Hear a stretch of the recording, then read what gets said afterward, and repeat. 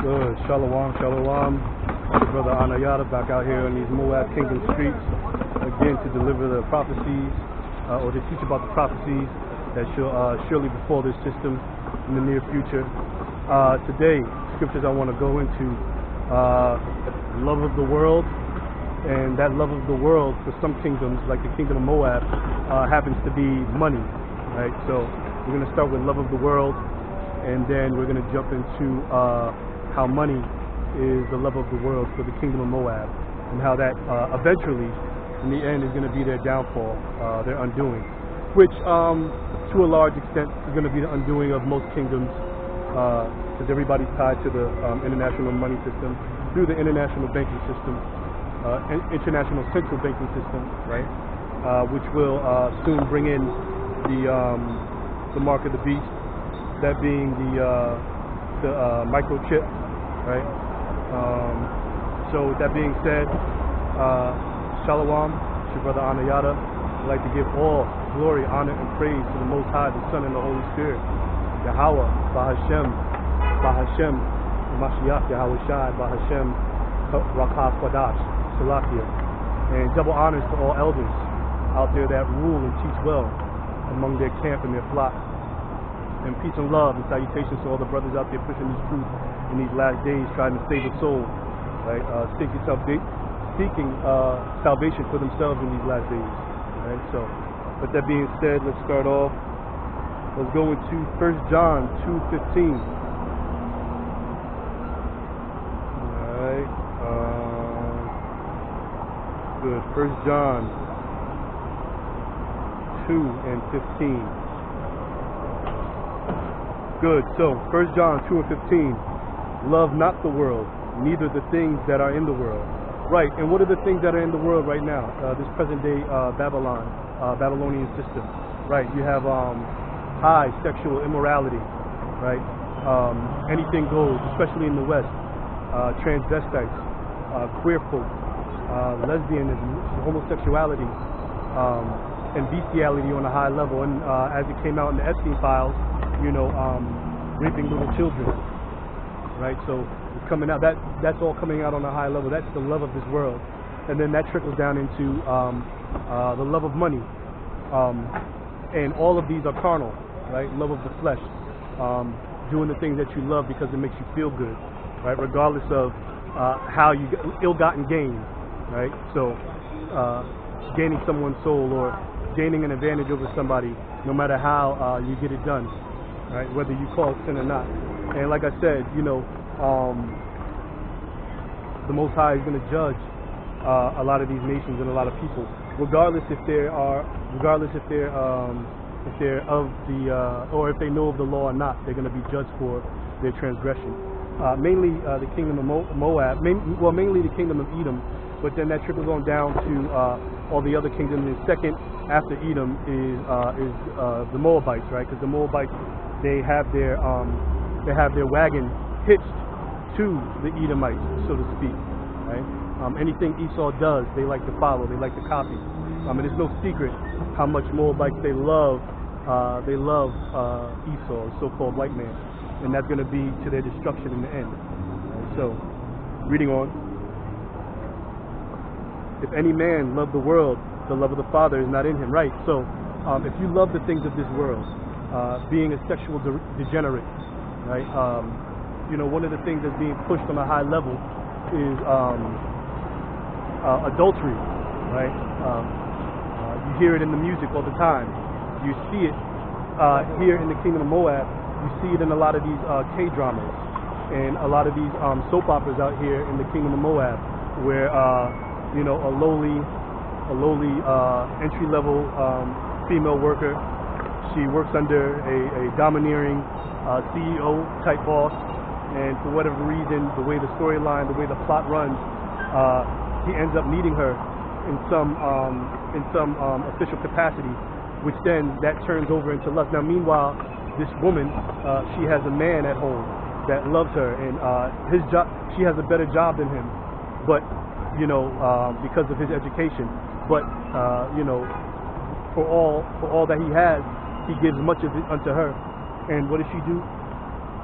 Because of the lust of her flesh, she goes around and sleeps with her CEO, with her domineering boss, right? She has an affair with him, and they look at it as innocent because they blame it on their feelings. Well, the Most High is not going to give a damn about your feelings in the last days, right? You and that man have committed adultery, and so because of that, thou art deserving of death, right? And that plays out big time in the kingdom of Moab. They have a site out here called Shun, and on Shun, they have a thing called toxic chicken soup, which encourages women to into feminism, which is sexual freedom. It's my body, my choice, right? I can have sex with whoever I want, as long as I don't hurt anybody, as long as nobody doesn't know, right? Sexual immorality is at a really, really high level out here, the land of Moab. One of the things in everyday life, one of the things in my own experience that I found out here, married women are quicker to want to try to give it up to you, or want to try to have a relationship with you more than anything, right? And a lot of men fall for it, right? And the women know, because they'll say to themselves, well, you know, if he gets with me, he has no responsibility, right? He'll have no responsibility because I'm already married. All it is a sexual affair between us, and we can have all the fun without the responsibility of being in a relationship, right? And so they think that the man, well, and most men do fall for it, right? But you know, they're going to be judged for that in these last days. So reading on, not to get too long-winded.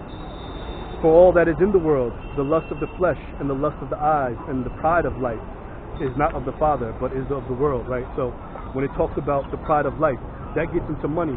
One of the things living out here amongst the people of Moab is that they worship money, right? Their God is money.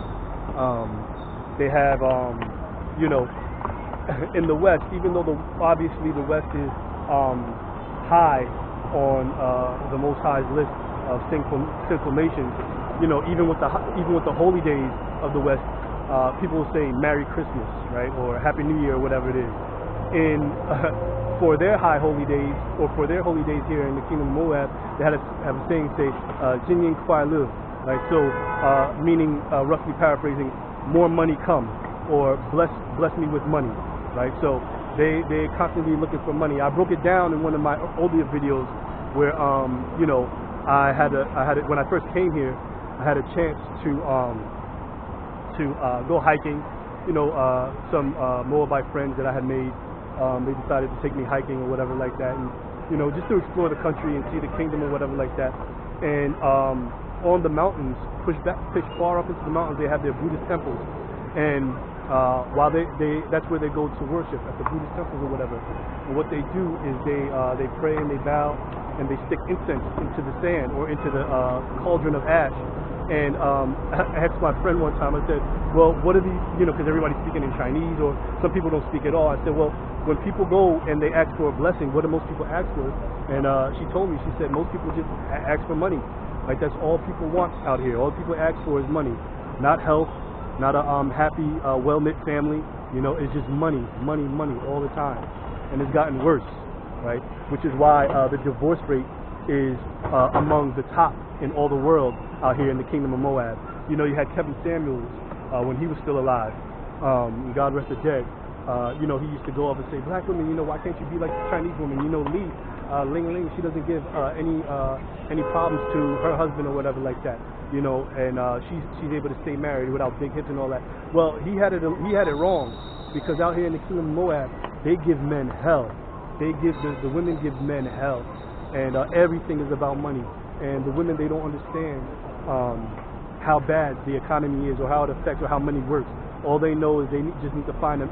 The toxic chicken soup on Shun is to tell women that all she has to do is be beautiful, right? And she doesn't have to bring anything else to the table. Just be beautiful. She doesn't have to have to know how to cook. She doesn't have to know how to clean.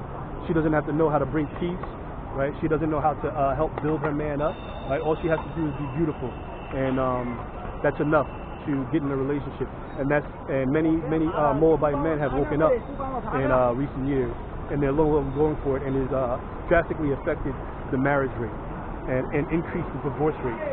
Right? The divorce rate in the kingdom of Moab is of the highest in all the world.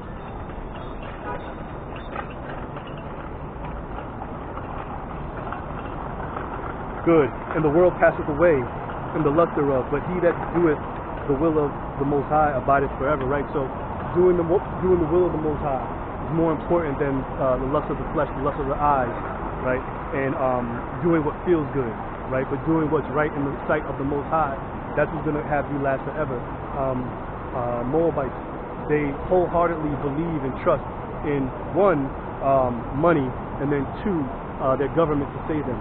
I remember I had to tell one of my students one time, you know, the government doesn't care about you, right? I know it, and it was hard for her to accept that, right? She didn't understand where I was coming from.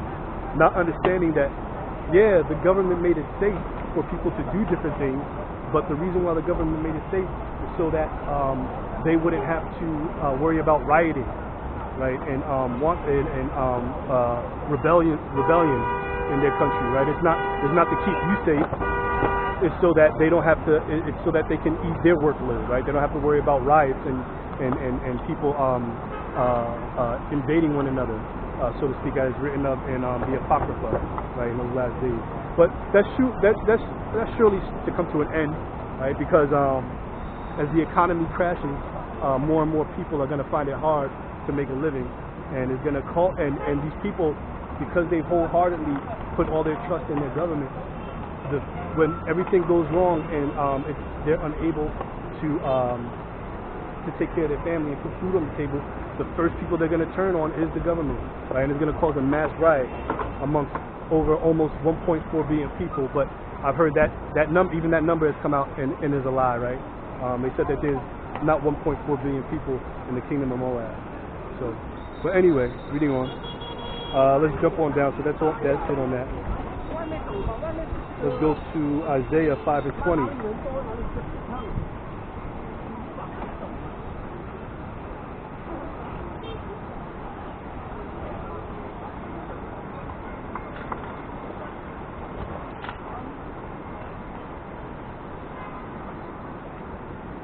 Good. Isaiah 5:20. Let's see.